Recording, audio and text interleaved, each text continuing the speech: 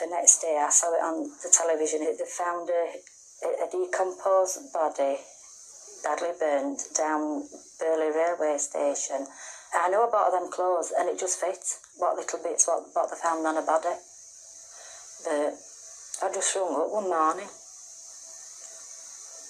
Told them that that's my daughter. Well, Detective Superintendent Andy Brown, Debbie's body was set alight. What does that tell us about her killer?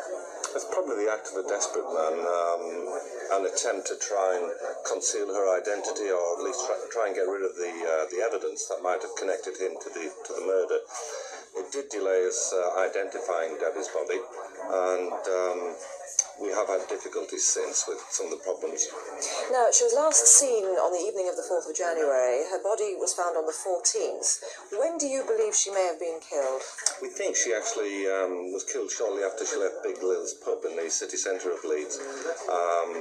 And then we have this 10-day gap where someone's either kept her in storage or has known where she's been, and then something has prompted that person to actually take her to the railway station and set a light to her body. It is difficult, isn't it, in 10 days to hide a body from anyone else, really? Yes, it is, but it depends where it's been kept, and we don't know what the reason was for actually setting it on fire on the 14th. So it's vital, really vitally important, that you trace Debbie's movements on the 4th of January after she left Big Lil's pub. The important thing is we don't know why she was in the Burley area.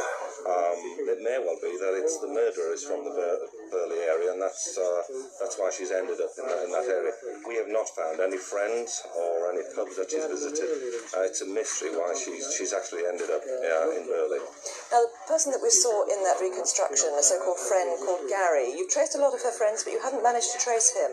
We've traced a large amount of friends, but Gary's someone that was obviously on the scene around Christmas time, so we are interested in him.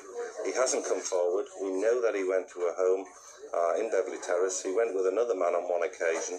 We haven't traced Gary. I want him to come forward, or someone to tell us who he is. Another significant sighting, again, the one we saw in the film, was the person bending over what appeared to be a body, or certainly a figure, in the Burley area shortly before the fire was found. It was only a few hours before, and the worst scenario was that it was actually someone dragging Debbie's body to the railway station, which again would lead us to think that the killer is from the Burley area. There may be an innocent explanation, and if there is, then we need someone to come forward and give us that explanation. Andy Brown, thank you very much indeed. Well, as always, do call us here if you can help. It's vitally important that we catch this person. Remember, it is a free call number. Or if the numbers here are busy, as they are at the moment, try the incident room in Leeds. That's a free phone, and that's 0800 31